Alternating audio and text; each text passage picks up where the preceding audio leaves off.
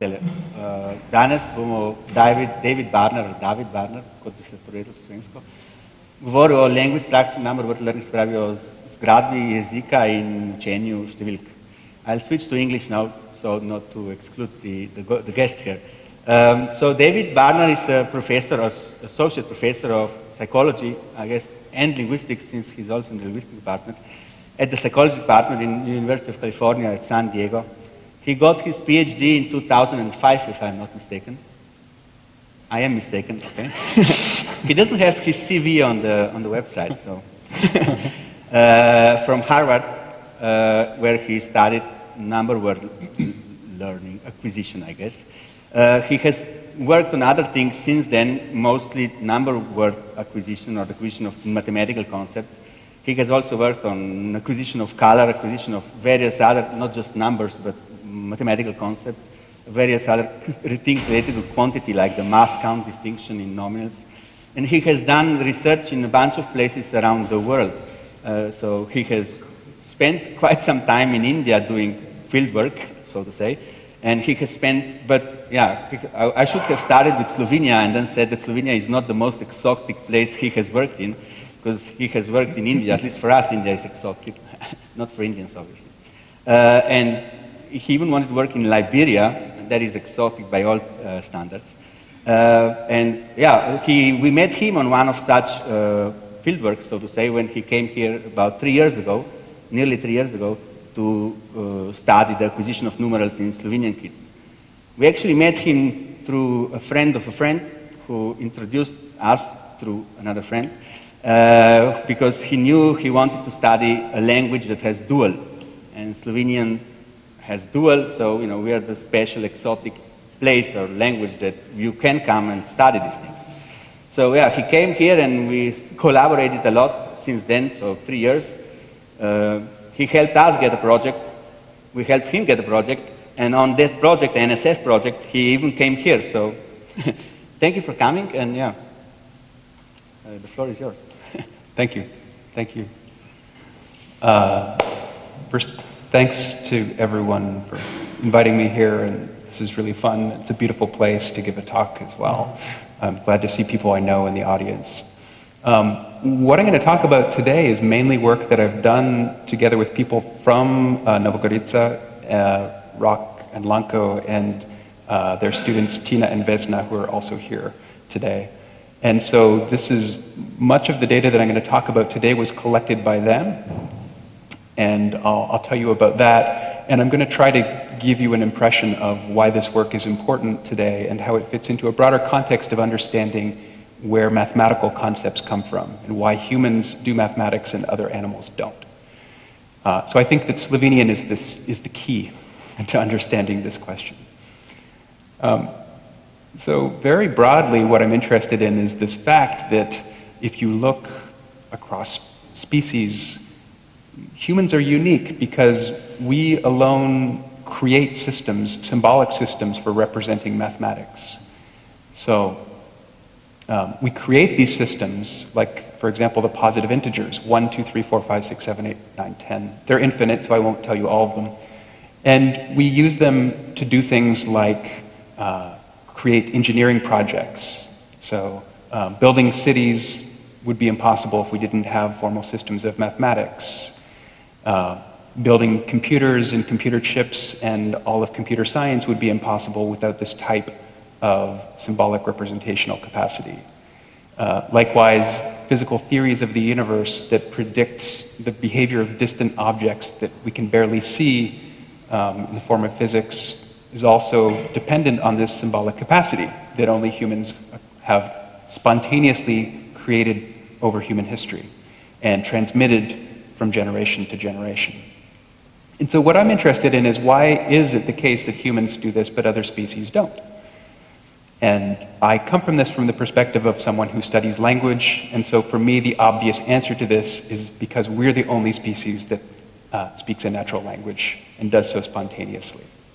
So now the interesting question is, why is it that language affords us this capacity? Because it needn't do so. You can imagine, in fact, in many cultures, language exists without a mathematics. So We know, and I've contributed somewhat to this work, that if you look at other species, species that don't have a verbal system for representing exact number, what you find is that these species, in fact, don't have precise systems of number, anything like the positive integers. So this work has been done in species like the rhesus macaque, but also originally in pigeons and rats by people like B.F. Skinner, who measured the capacity of non-human animals to represent number. And I'll tell you a little bit about that in a moment, and I'll show you the methods that have been used.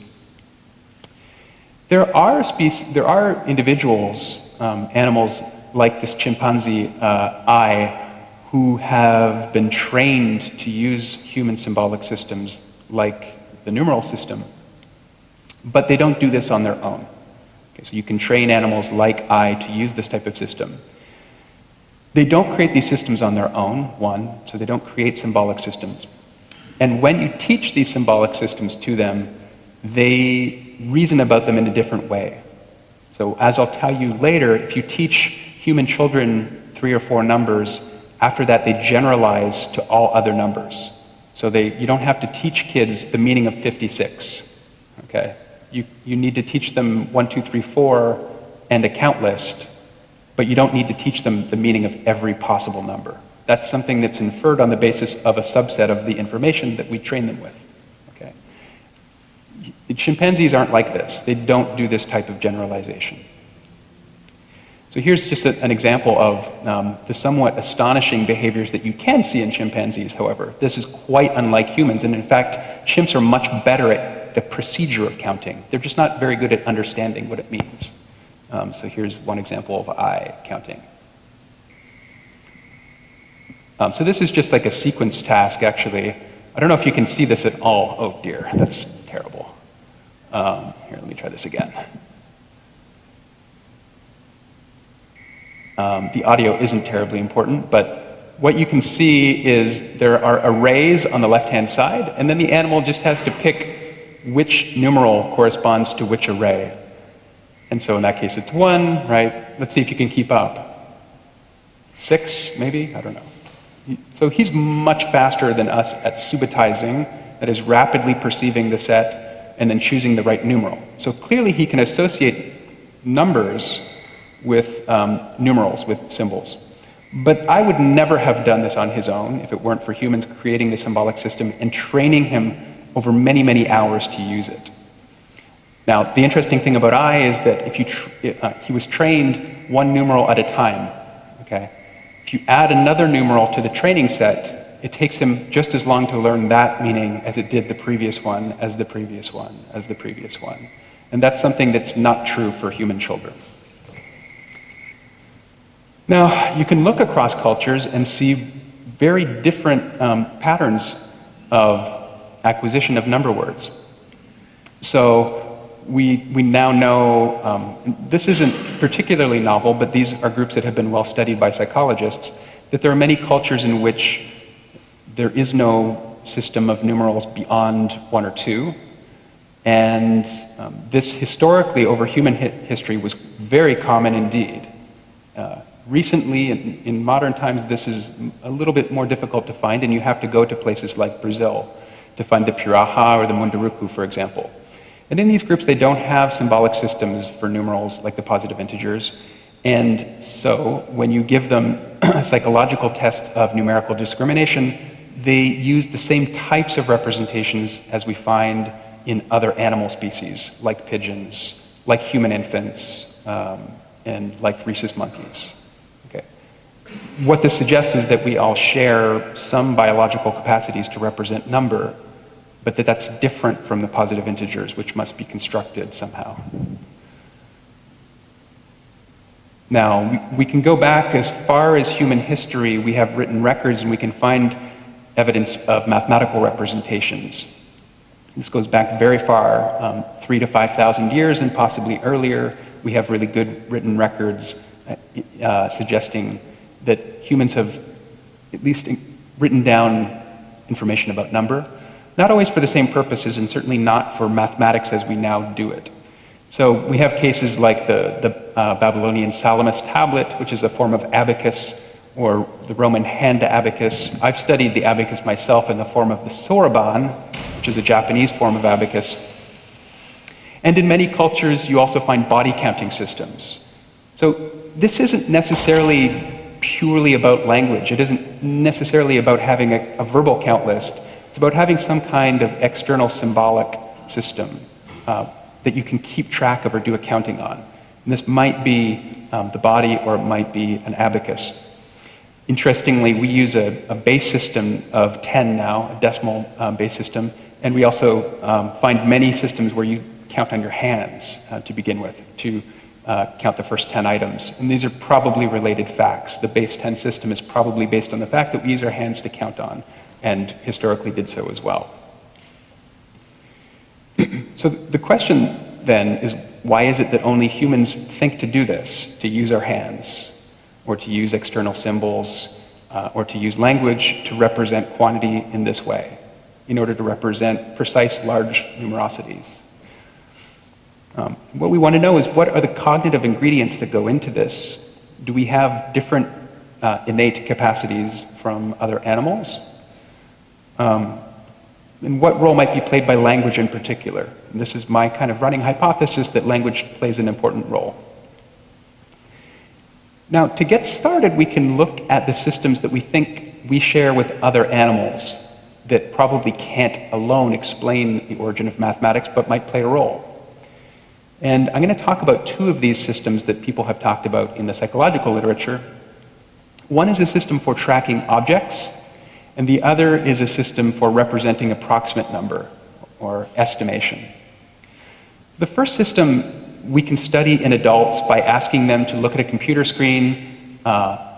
Maybe I'll show you 10 objects, and then they start moving, okay, randomly. And I'll ask you just to keep track of 2 or 3 at a time.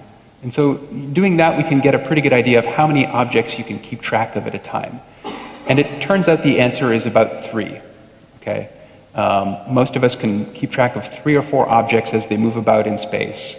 And if you test younger individuals, like children, their capacity is weaker. If you test older individuals, from 30 onwards, the capacity is decreasing, okay?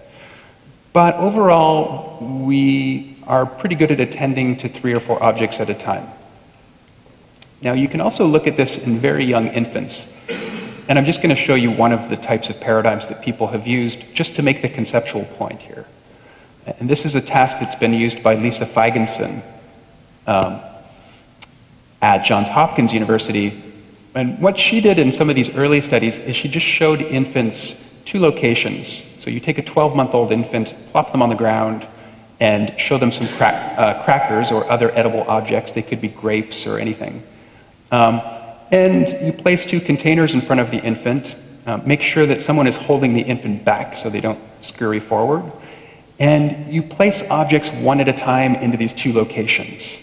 Okay, so in this scenario right here, you might put 2 objects over here, and then 3 objects into the second location. And then you just let the baby crawl. So you tell whoever's holding the baby, okay, let go. And then you ask, which way does the baby crawl? Okay. And there are other methods that you can use to test this as well.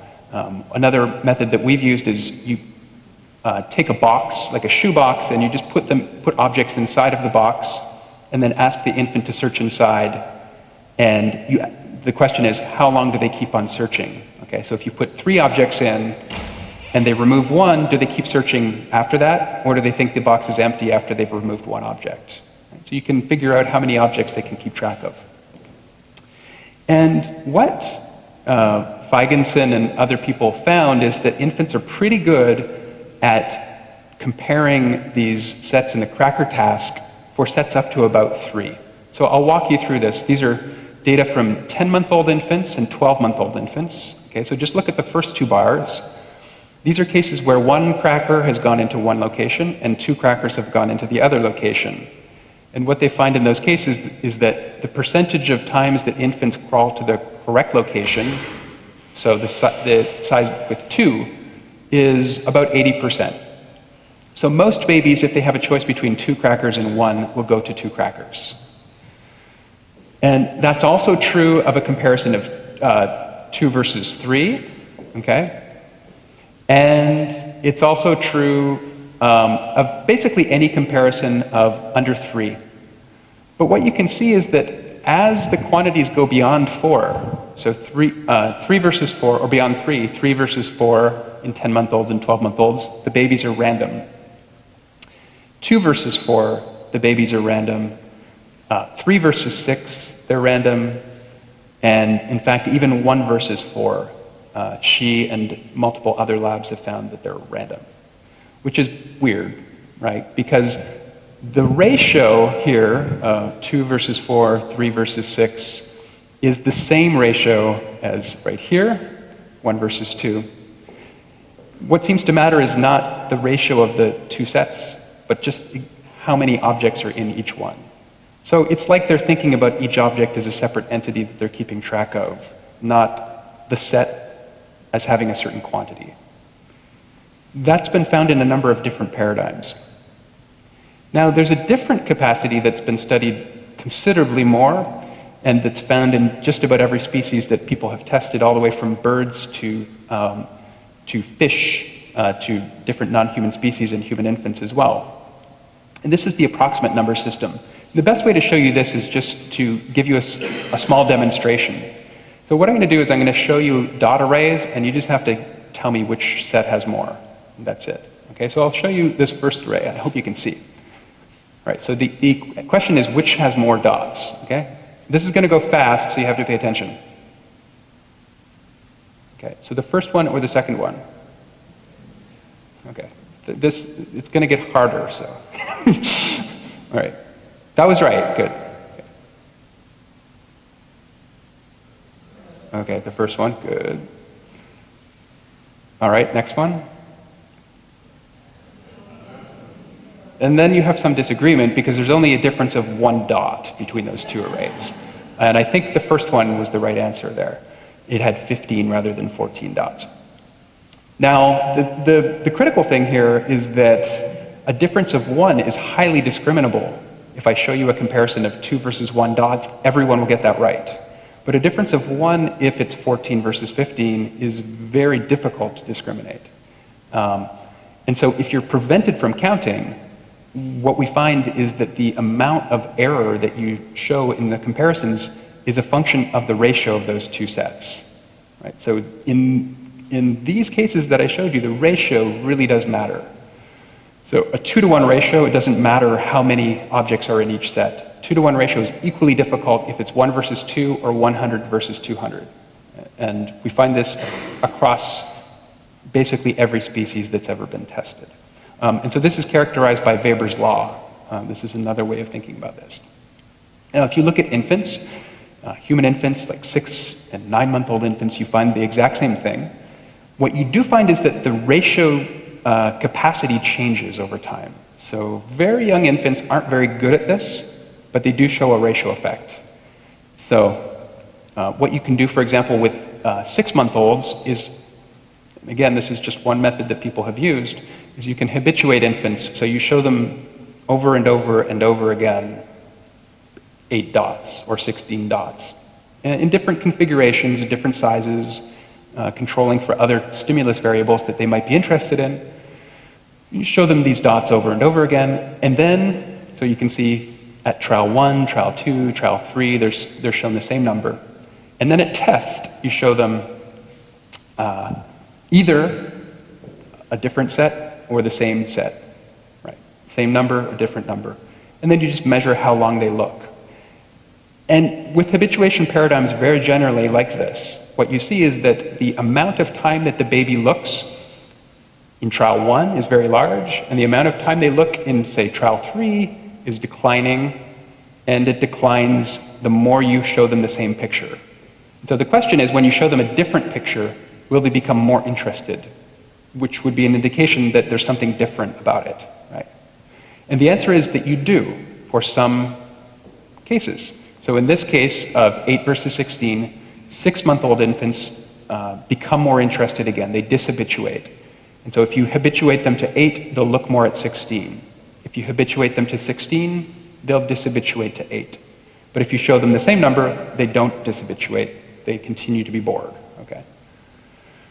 So 6-month-olds can do this at a 2-to-1 ratio, 8 versus 16, 16 versus 32, there's no difference. But if you tighten the ratio even slightly, like 12 versus 16, they do not dishabituate.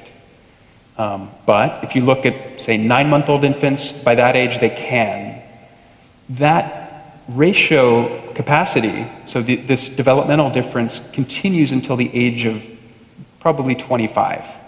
So, and then it starts to decline too, like everything else. So another interesting thing about that is that this is now a hotly debated topic. This capacity seems to be correlated with how you do in math. It's correlated with, for example, grades all throughout elementary school and with how people do in high school math. But we don't really know why, and it's debatable what role this plays, but there's something interesting going on. Okay, neither of those can represent the positive integers. So the first system is very limited to small sets, like an object, a couple of objects, or maybe 3. The second system can represent very large amounts, but only by ratio. So it can't differentiate 14 from 15, right? And it definitely can't differentiate 56 from 57. It's useless for that. And so neither of these systems that we find in other animals can actually supply the meanings of very large numbers. And so the puzzle is, how do we get from these types of capacities to mathematics? Now, I think that there's a couple of important ingredients here.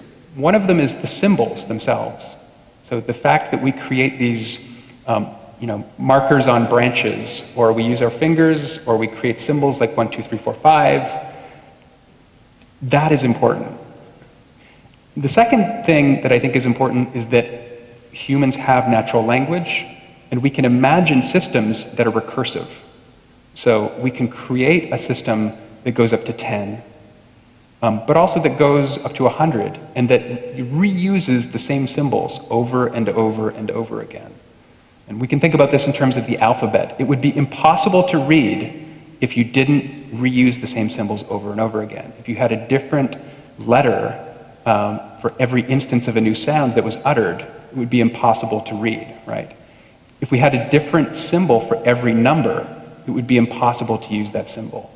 You would need infinitely many symbols to use that system. Think about this another way. If you just use notches on a branch to represent number, okay, so your symbol system is like Roman numerals, but you don't benefit from, so the first 3 Roman numerals are marks like this. And in fact, the Indian numerals originate from this system. So 1 is a single line, 2 is 2 horizontal lines with a connection made between them, because when we're drawing those 2 horizontal lines, we tend to scratch between them. 3 is just 3 horizontal lines with a scratch between them. And that's how these symbols have evolved over time. You can imagine just continuing like that. So 4 is 4 lines, 5 is 5 lines. But what happens when you get to very large numbers is you can't tell the symbols apart anymore, right? So you get to 75 versus 77, and you can't tell which symbol you're dealing with. So part of this is just the ability to recursively reuse symbols and combine symbols, like 7 means 77. It doesn't mean 14, right? The ability to recursively combine symbols, I think, is important to this capacity as well. And that's not novel. This is not a novel idea, okay? Lots of people have said this. What's novel, I think, is that I'm going to show you that the meanings themselves also probably are related to natural language, not just this recursive ability. So here's this, to get an understanding of how this all works, I think you need to know what the stages are by which children actually learn the number system. So if we want to understand where these concepts come from, we have to look at how kids learn them. In the US, the first thing that happens, American kids have been studied with respect to number word learning an awful lot, and I would argue too much. But what you find if you look at the average middle-class American 2-year-old is that they don't have any idea what numbers mean, but they're very, very good at reciting them, because parents drill their parents like mad with these numbers. And so if you pull a 2-year-old off the street and ask them, how high can you count? They can generally count to about 10. So they'll just say 1, 2, 3, 4, 5, 6, 7, 8, 9, 10, and they might mix up some of the numbers, but generally they have some amount of the count list. But if you say to them, oh, okay, can you give me, say, you have a pile of stones, and you say, can you give me 2 of those stones? These kids will just grab a handful and give you a handful. So they have just no idea what you're talking about. Okay? It's like the alphabet for them at this point. The second thing that they do, and in the US this takes about 1.5 to 2 years, is one at a time they learn the meanings for 1, and then 2, and then 3, and always in that order. They first learn 1 sometime after the age of 2, so 22 to 23 months, 26 to 27 months of age. And then about 6 months later, 9 months later, they learn 2. And then 3 or 4 months later, they learn 3. And then 3 or 4 months later, they learn 4. And then something happens, like they have some kind of realization that the thing they were doing up there, that list, is related to the meanings of 1, 2, and 3. They figure out somehow, and we don't know how yet, that the counting routine is labeling the same things as those words 1, 2, and 3. And once they figure that out, then when you ask them to give you any number, like say, give me 10, as long as they can count that high, they can give you that number. And so these kids, we say, are cardinal principle knowers because they know that counting represents the number of things in a set, the cardinality of things in a set. So the kids learn 1, 2, and 3. They learn these procedures like pointing at objects. They learn to answer how many. So if you say, how many are there? They'll go 1, 2, 3, 4, 5. And then if you ask them to give you 5, they'll give you a random number again. Okay? So they really don't understand this procedure. And then sometime after that, step 5, they finally are like, oh, okay, so when you say 5, and I go like this, 1, 2, 3, 4, 5, that labels the whole set. It's not just, I'm pointing at objects and saying words, but that procedure has some meaning, and the meaning is that labels the whole cardinality. When you're 4, you figure this out. So 2 years after learning the list, despite intensive training and in preschool and by parents, it takes about 2 years. And sometime after this, kids figure out that it applies to all numbers, not just the numbers in their count list. So what's the evidence for these stages? Well, thousands of kids have been tested using this one method that Tina and Vesna and Rock and Lanko have used here in Slovenia, and I'm going to show you some English-speaking kids doing this. First, what I'll show you is a kid that we've categorized as a one-knower. So what is a one-knower? This is a child who, when you ask them for one object, they give you 1. But if you ask them for 2 or 3 or 4, they give you a random number, but not 1. Okay? So they don't give you 1 for anything but 1, and they give you 1 when you ask for 1. That's a one-knower. So it's kind of like they have a singular versus many distinction. So here is a one-knower.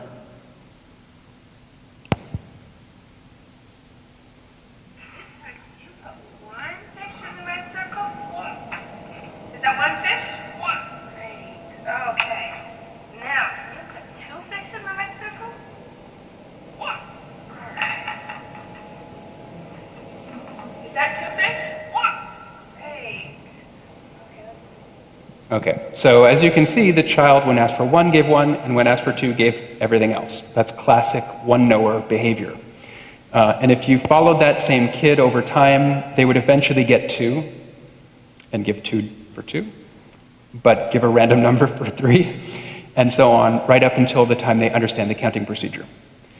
Here's a kid who understands how counting works. This is what we call the cardinal principle knower. Okay.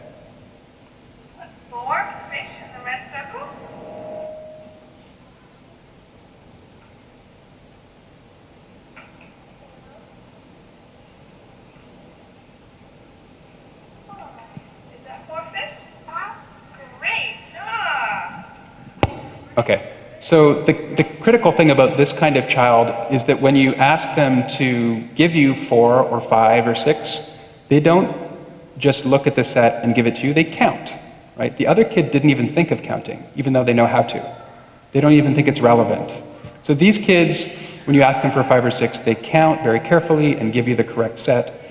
And eventually they can do this without saying it aloud, but this is a very classic behavior of someone who understands counting.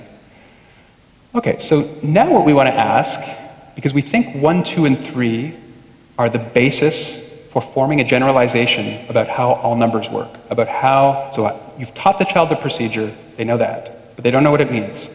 Now they learn 1, 2, and 3, and the generalization from 1, 2, and 3 provide the meanings for the rest of the numbers. So now, to understand where mathematics comes from, it seems like we need to understand how children figure out those first 3 number words. Right, so where do those come from? Now my proposal here is that this really is a lot like learning other words in language, that natural language here is really critical. And in particular, learning 1, 2, and 3 is just like learning words like some and all and several and many and most, and in particular, like number morphology. And here's where you can start to understand why Slovenian might be interesting. The proposal here is that learning 1, for children at least, is almost exactly like learning the singular in a language like English or Italian or Spanish, versus many. That's what the one knower looks like. They seem to know the difference between one and many. The next stage that kids go through looks a lot like what you find in Slovenian children who know the dual, which is that they know 1, 2, and many. Okay? And in fact, you find languages that have a singular, a dual, and a trial, and then a plural. And maybe even languages that do up to 4, but certainly not beyond 4. So you never find languages with with markings for 5 or 6. Okay. So the proposal here is that what kids are doing is they're learning a trial language, essentially, and then generalizing that once they realize that it's related to the count list, to the entire count list. So the cultural construction is really just that symbolic system, and using that in relation to natural language is what generates the positive integers, the meanings of the numbers. Okay. So here's the intuition, and this is an old idea in the study of language acquisition, which is that you can use the linguistic context that words are found in to make inferences about their meaning. So here's one example. If I already know the meaning of some and all and many, for example, and I hear a number word like 3 used in the same position in a sentence, then I can infer that 3 is like those other words in some way. And in particular, I can infer that it also represents quantity. Okay. So you might hear several used in a sentence like this, like several of those rabbits ate, or many rabbits were jumping, or 5 of those rabbits ate. If you don't know what 5 means, hearing 5 used in these same sentences will give you information, or these same syntactic positions in sentences will give you a clue that it's also some kind of quantity word. So it's about sets in some way. And now the question is, what about those sets? So what property of those sets does it encode? In many languages, we make a singular-plural distinction. This is the most transparent case of syntactic bootstrapping. Okay, this is this idea that syntax can be used to tell you the meanings of words.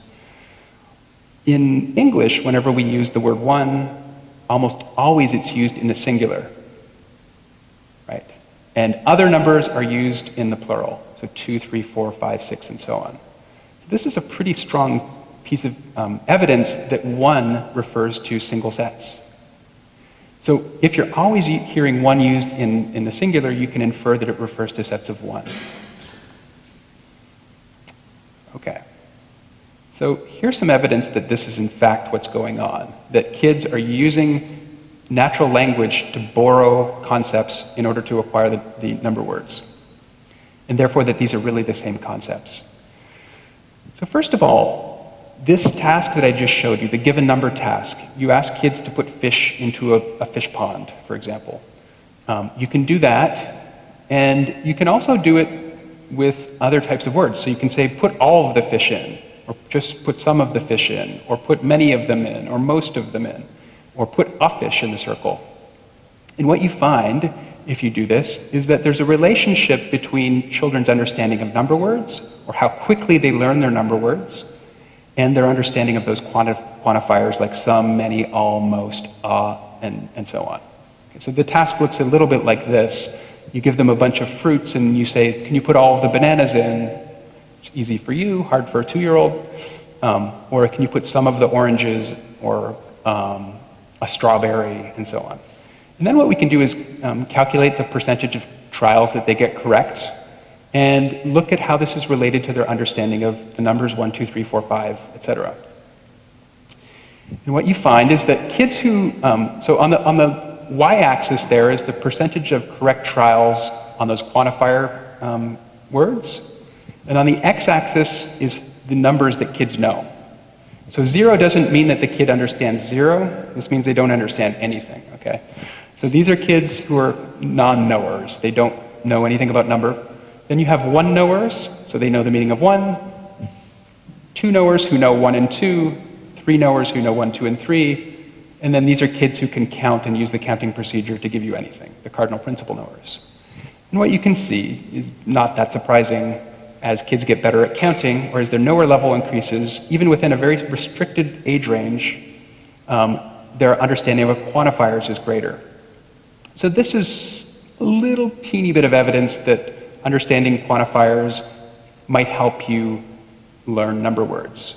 So if you know the meanings of quantifiers, then you can use the fact that they're used in the same syntax as number words to infer the meanings of number words, at least that they refer to sets.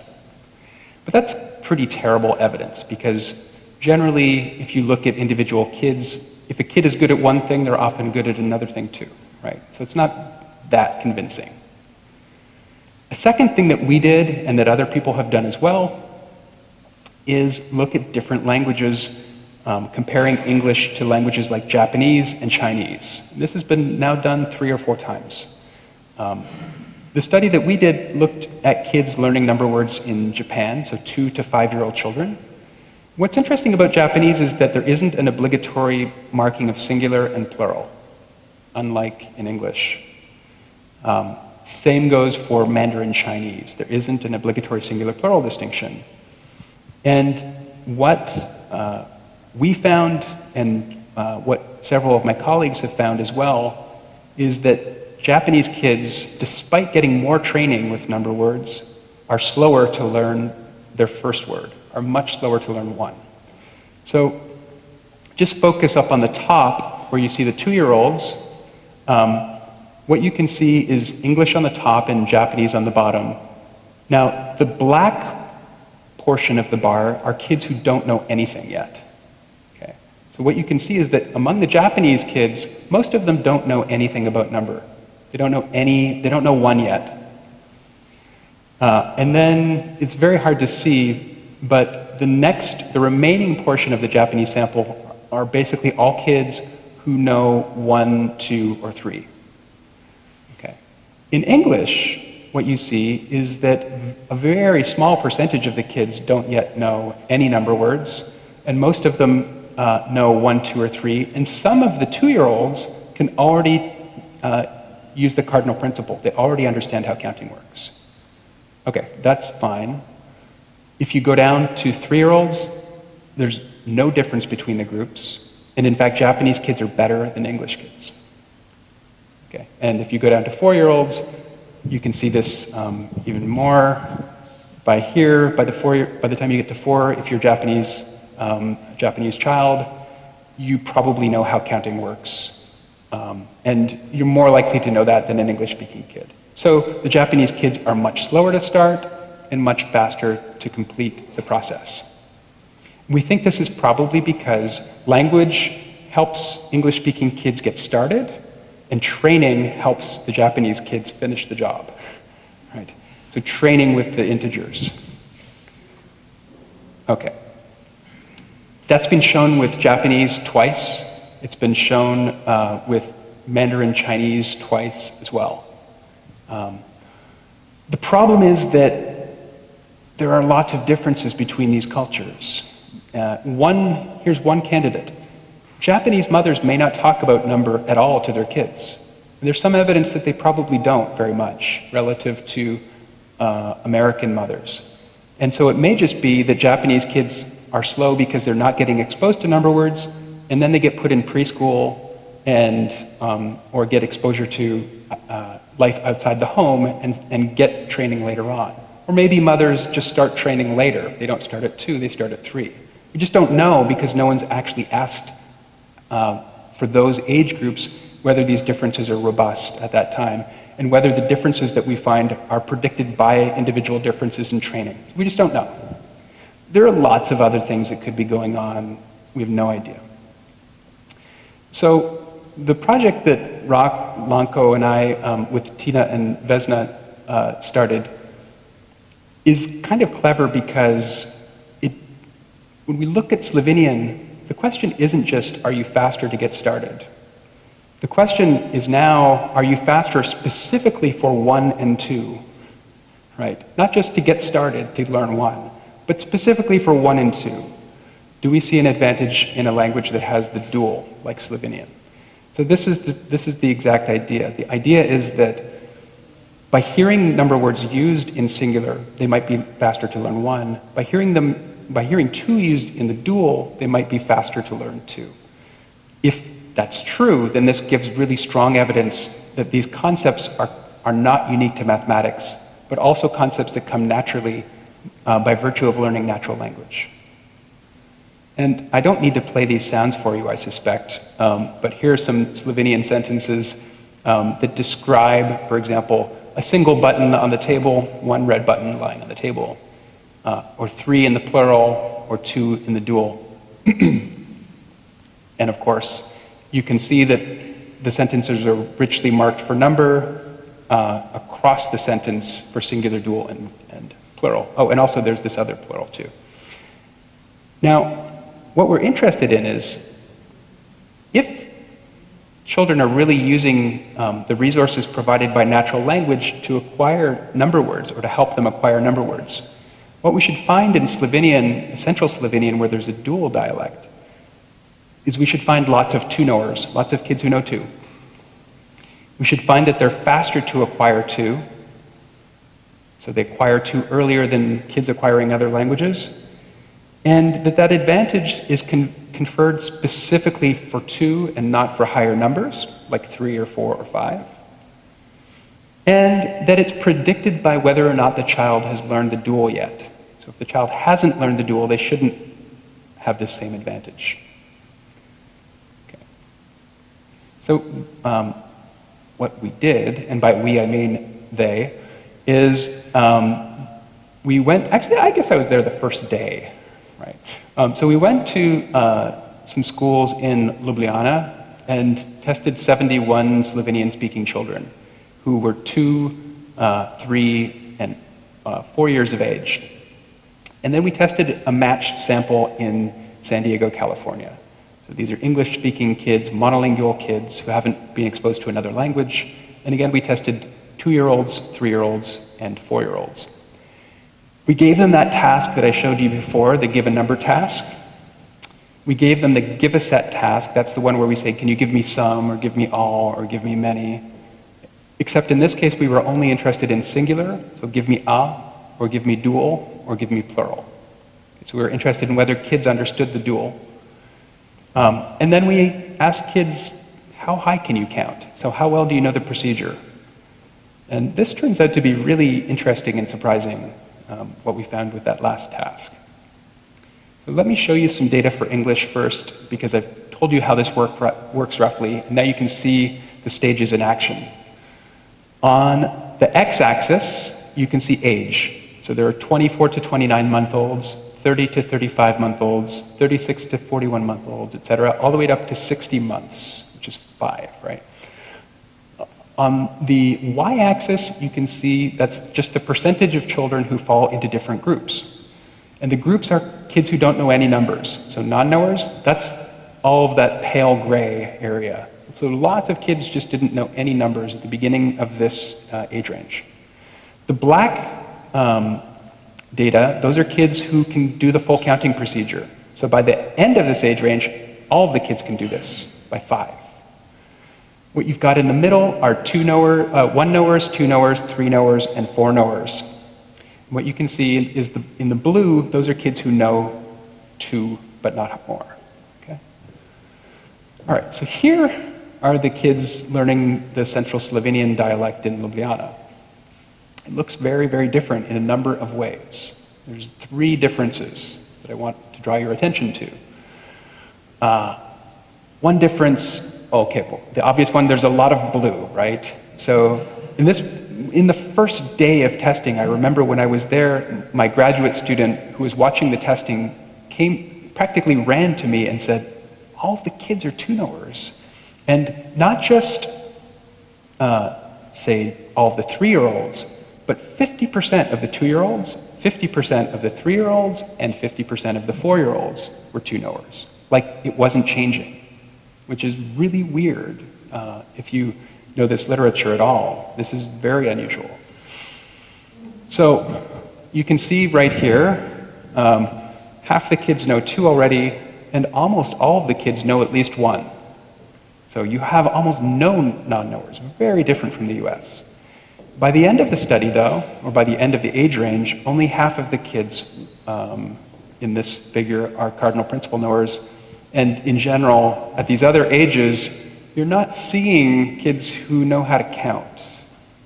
So the kids are faster to learn 1 and 2, but just like the Japanese study I showed you before, being faster to get those first few number words does not predict being faster to learn how counting works. Okay? So, the question is, what predicts that? Okay. So what I just showed you is that there's 2 reasons for the high frequency of 2 knowers.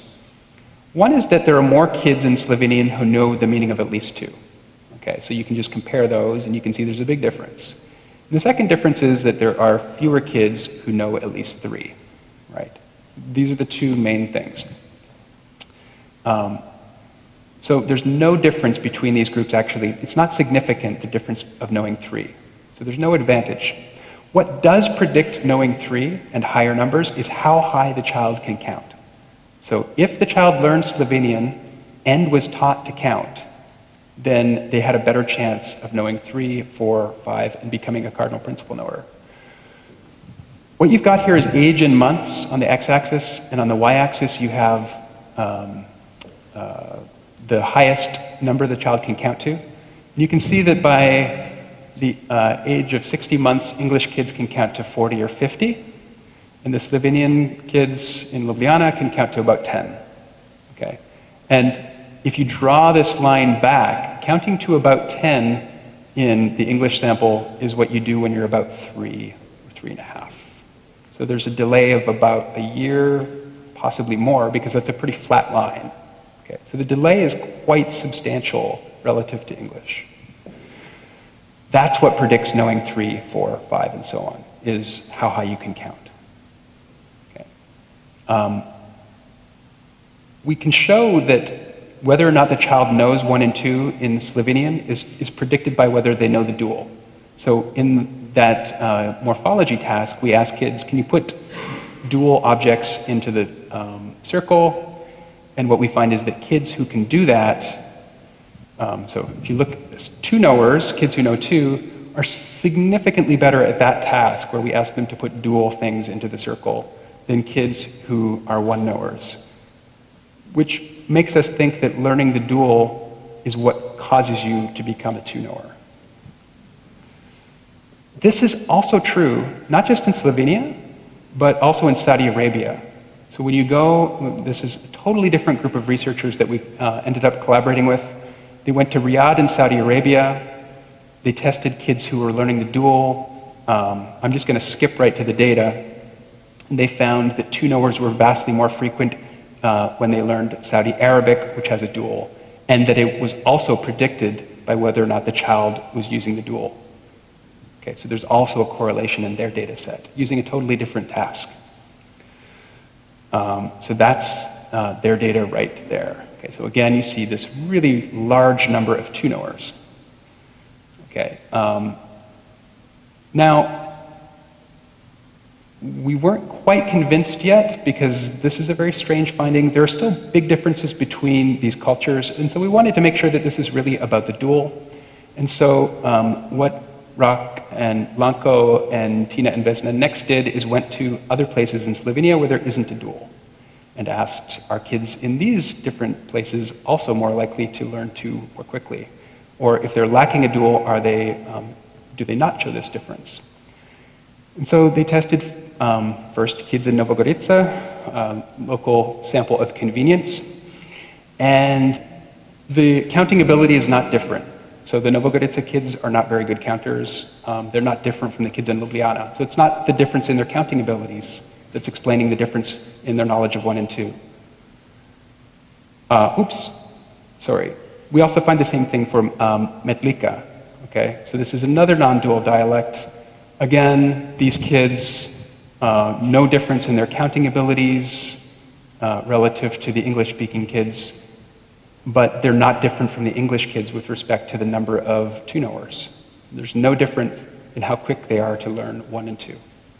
So the main thing seems to be, if you look at Saudi Arabic or Central Slovenian, learning the dual predicts how quickly kids learn 1 and 2. Learning higher numbers is predicted by how much training you've gotten with the count list and the counting procedures. So if only we could all get together and benefit from the dual and also the counting procedures, kids might learn this system much more quickly than they do currently in any culture. So actually, if we look across all of the cultures that I know to have been studied, what we find is that the Slovenian kids are faster to learn their first few number words than kids in Japan, kids in Taiwan, children in Russia, and also kids in the non-dual regions of kids learning non-dual dialects of Slovenian as well as the US. So every culture that's been tested, there's a huge difference. But that difference disappears almost immediately because the kids in Slovenia are not being trained on the counting procedure. So let me just conclude with some final remarks and some suggestions. So one conclusion that I want to draw from this is that the structure of language, the natural language morphology that we find in languages across the world encode content that can define specific numeral meanings. So the singular and the dual have more or less everything you need to define meanings like 1 and 2, which suggests that these aren't culturally constructed concepts. These just come for free as part of being human. These are concepts that are naturally acquired as part of acquiring a language. Putting that together with the count list is the special accomplishment. Learning this morphology explicitly can speed up the beginning of the process of learning your number words and learning, therefore, mathematics. But what's needed in addition to that is training with these procedures that are laid over top of things like singular, dual, or 1, 2, and 3. And this, it would appear, is missing from Slovenian education. So to the extent that we think it's important for kids to get an early start in learning mathematics, one suggestion might be combining this really strong advantage that Slovenian kids have worldwide in learning their first number words with additional training on these simple procedures, which, by the way, kids learn incredibly easily, right? Like the alphabet can be learned in a number of sessions, so too can counting to 20 be trained in maybe a month or two without much effort. So at a very small cost, the benefits that Slovenian kids find early on could be extended to later ages as well. What we want to do in some future work is ask how early this advantage starts. We currently don't have any idea. We've tested kids as early as 24 months. We had no inkling that kids would already be done with 1 and 2 by that age because no one's ever found that before. So now we want to look down to younger ages to figure out when is the earliest you can begin teaching kids words like 1 and 2. And my suspicion is that it's maybe about 20 months. just based on other things we know about when morphology develops. Another question is, if we did do something like train these kids on the counting procedure, would they in fact be able to use that information earlier? So it might be that we train Slovenian kids with the counting procedure and that it's useless to them until they're 3.5, because you have to be 3.5 to understand how counting works for some reason. It's totally possible. And another thing we would want to know is, do we care? So if you do succeed in training kids to count by the time they're 2.5, does that do anything for you? One answer is no, right? There's reason to believe that this is correlated in other places with final outcomes, but it might be correlated for the wrong reasons. So we know, for example, in the US, that how high you can count and how well you understand early number concepts is very strongly predictive of how well you do in mathematics, but it's also correlated with how much money your parents make, right? So it's not clear how important this is. And that's just the type of study that we want to do with an intervention, not by looking at correlations in the world. All right, so I just want to thank the people that I worked with on this project, and thank you guys as well.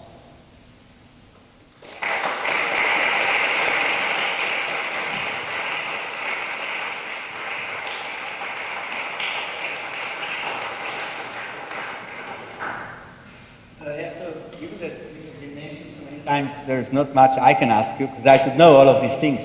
But I bet there are plenty of questions in the audience that people would like to know more about where to learn the dual and this kind of thing. What about bilingual children? Have you tested any of them, and how does that relate in your research?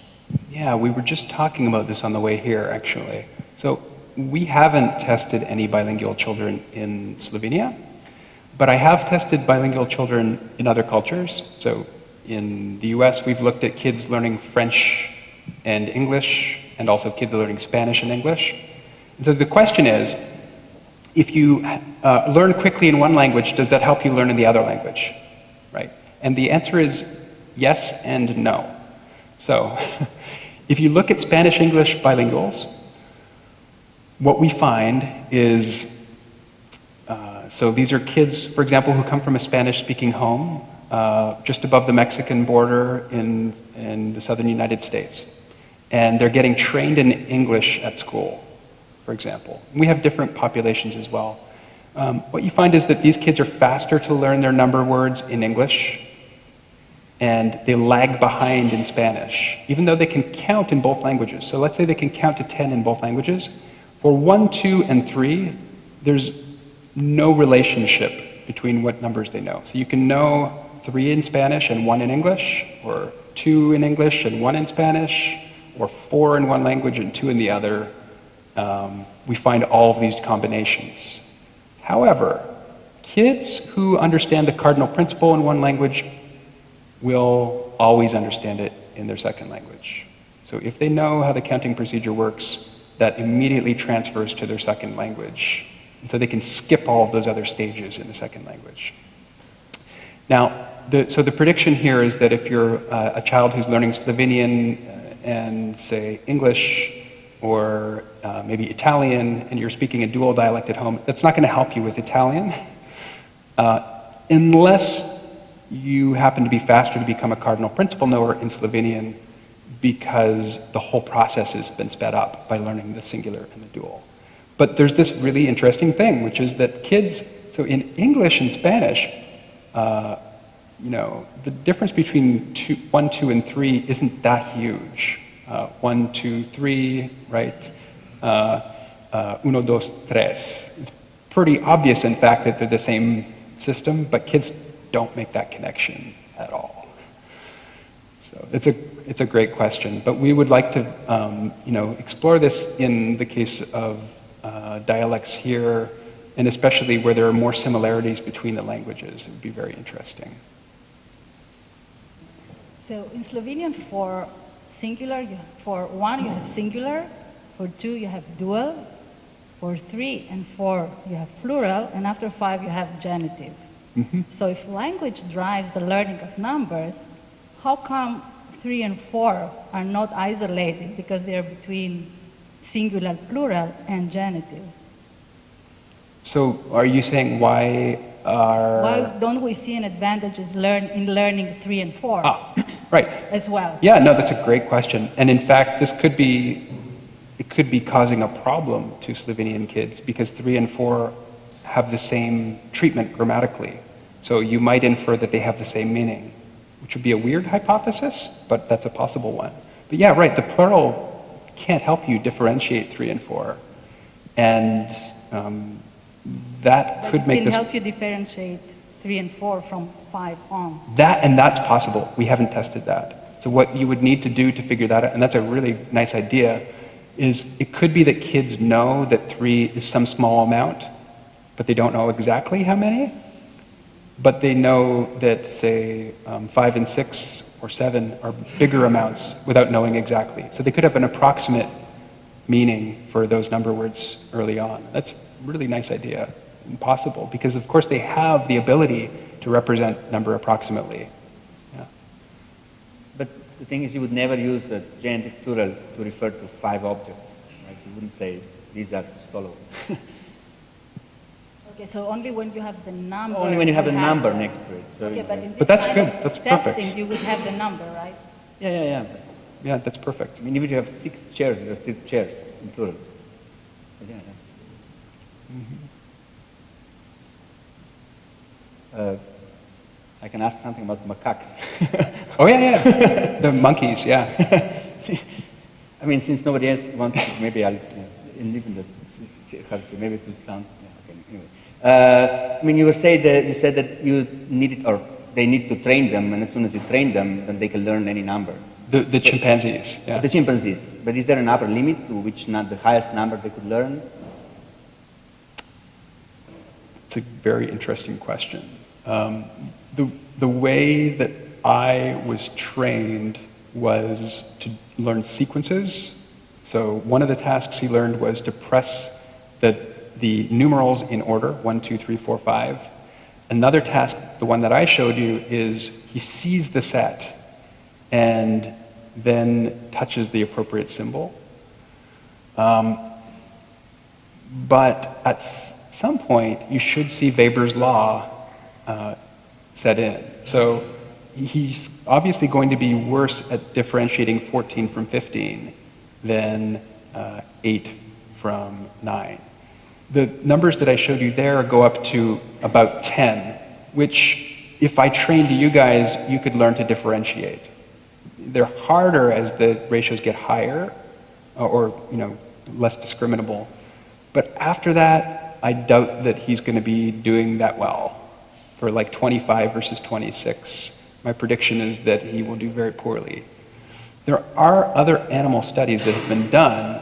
So there's a study, for example, Alex the parrot, who you may know, was a very prolific talker and sadly passed away. So Alex was studied by Irene Pepperberg and learned all kinds of extraordinary things with hours and hours of training. But one of the things that Alex learned was to use a counting procedure. And in fact, they taught Alex the symbols before they taught him the meanings of the words, and taught him only the first few words, and then he generalized beyond that to the other symbols that he'd been trained on. Okay. So Alex is the one example that I know of generalization beyond the training set. But I, the chimpanzee, had difficulty generalizing to objects that were different colors or different shapes.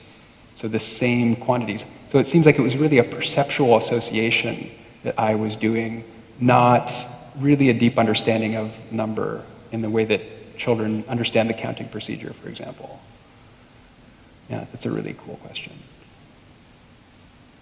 I have another comment, but please feel free to ask more questions. I don't know. So you initially said that humans are the only ones who learn, who don't need to learn the number words; they get them spontaneously. Culturally constructed spontaneous. So many times humans have constructed these types of symbolic representations. I know, because then you said, the Japanese are better than the English-speaking kids because they get a lot of training. Yeah. Yeah. And then, yeah, what Slovenian kids need is training. It's like, Yes. but we don't need training, it comes spontaneous. Yeah. Yeah. Yeah, right. So if you go to Bolivia, so there are numerous groups. So they have a mathematical system. They trade in currency. Everyone learns a number system, but it's used relatively infrequently. So kids don't learn this system until they're 7 or 8. So the frequency that you're exposed to it with matters. The other thing is that there are many groups, like I said at the outset, who don't ever encounter the need to construct a number system. And so you have the Piraha or the Munduruku. They don't engage in the type of economic trading that would require them to keep track of precise numbers. And so the number systems arise in situations where you want to engage in trade, right? And so I want one of those for one of these, or I want to keep track of how many things that I've given you or how many you owe me. And so I create notches, right? And the names for the notches become the number words or become the symbols that we write down. So there are clearly many cultures where this hasn't arisen, but in times of need where you need this type of system, humans have multiple occasions, independent occasions, created systems like this, either in body counting systems or string systems or abacus type systems or hands or otherwise. How difficult it is for the Piraha to learn the number, the count is? I don't, so that's a great question too. I imagine it would take a 2-year-old child about 1.5 years if you trained them. A 2-year-old child, yes, but a 20-year-old. Well, I don't know if anybody has tried. It's a great question.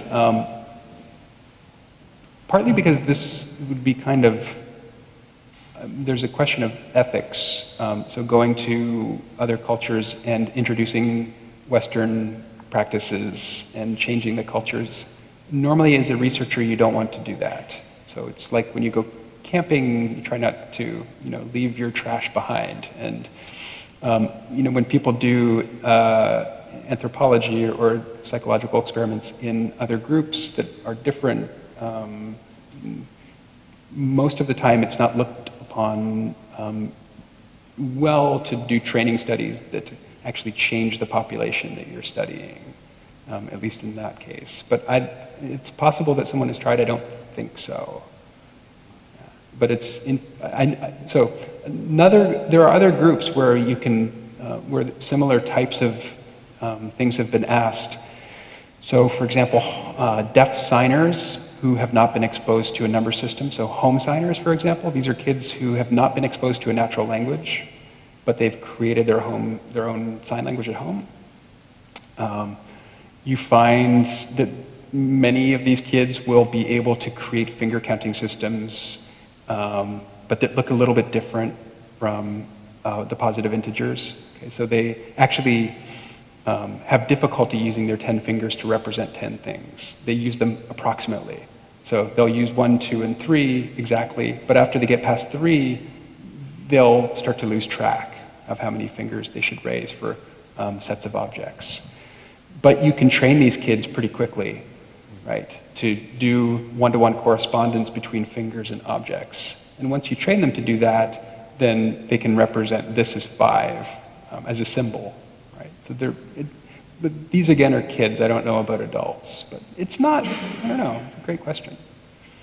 If I may go back to chimpanzees, I assume that you cannot train them to count and in particular not to understand the system of numbers behind. But how do they do it? They recognize a typical setup and then they associate it with a sign or with a number or with on the other pad. I mean, what do you think? How do they figure out the number of objects? Probably they don't count them. It's classical conditioning. So what they do is they start with 1, okay? And the animal needs to associate that with the symbol 1. And whenever they correctly press 1, they get some juice. So that's something you probably couldn't see there. Or they'll get a little treat every time they get it right. But if they get it wrong, they hear a negative sound and they get no treat. You think they memorize each particular setup or not? Oh no, it's No. not. The configuration changes I each know, time. but that's why I'm asking. I mean, how Yeah. do they know that in different configurations you have 5 objects, for example? On a Yeah. So I think this is the same way that infants differentiate 8 from 16, which is that it's an approximate representation. So there is an internal number representation that even infants can use or pigeons can use. And one way you can think about this is as an analog representation. So for every number, there's an increment on some kind of mental number line that is analog in nature. So if there's one object, then there's a very small activation, and if there's 2, there's twice the activation. So you can imagine associating the states of that analog representation with the symbols, right? That's how people think this works. Yeah. But it's very difficult. We could do this as well, and in fact, we do make this exact type of association. So if I show you a dot array very quickly and ask you how many there are, if I ask you to guess 10 times, the average response you give will be right. But any individual response will be wrong by some amount, okay? And so what you're doing is you're estimating using your perceptual representation and an association between that and the symbol, but you're not counting, and we can all do that. But we learn to do that after we learn how to count. So, and that's a well-studied phenomenon as well. It's a very good question. Yeah? Is there any difference if you change the colors? Because let's say white and black or yellow and black, there's a big contrast. Mm-hmm. If you would do gray and black, mm-hmm. probably I would assume there would be less success in... For the chimpanzee, it makes a huge difference. Yeah. So if you change the color, if you change the shape, they're at chance. They can't do it. It's like it's not the same task. For us, I mean, it's not like that. So if you train, for example, 3-year-old children on the next number, so let's say they only know 2 and you train them on 3, they generalize it to all kinds of things. So it could be brightness of the field that could give an idea of a number. Probably all of the stimulus dimensions, yeah. Yeah, it's a nice question as well. You said the basic numbers are 1, 2, 3. What if there was a language that had singular, dual, or and trial? Mm-hmm. Will it change their education or something? Mm-hmm. Yeah, so there are languages like this. There are not very many of them. And the way they mark singular, dual, and trial is unfortunately not like in Slovenian. So in Slovenian, this is marked very nicely all throughout the sentence. But to my understanding, languages that have a trial, they mainly only mark it on pronouns. Right? So we say, for example, I or we, right? So there's a singular plural distinction on the pronouns, and in these languages you could have, for example, I or we dual or we trial, right? So like a singular, dual, trial, plural. So it's not, actually we don't know if that would help or not, if it's the right type of information, because it's not going to end up modifying the numerals, I think. I'm not sure. Maybe if you say we 3 trial, I'm not sure. The other challenging thing about those languages is that they're spoken in places like Indonesia and Papua New Guinea and places that are hard to get to, also where the kids are maybe not very likely to get extensive training with the counting routine, and so there are going to be very big cultural differences that will make it difficult to compare those kids to kids, say, in Slovenia or Japan or the US. But I'd love to know. That would be a fun field trip to do. Yeah. If there are no more questions, then I guess we can thank the speaker again and go down to have some wine. Thank you.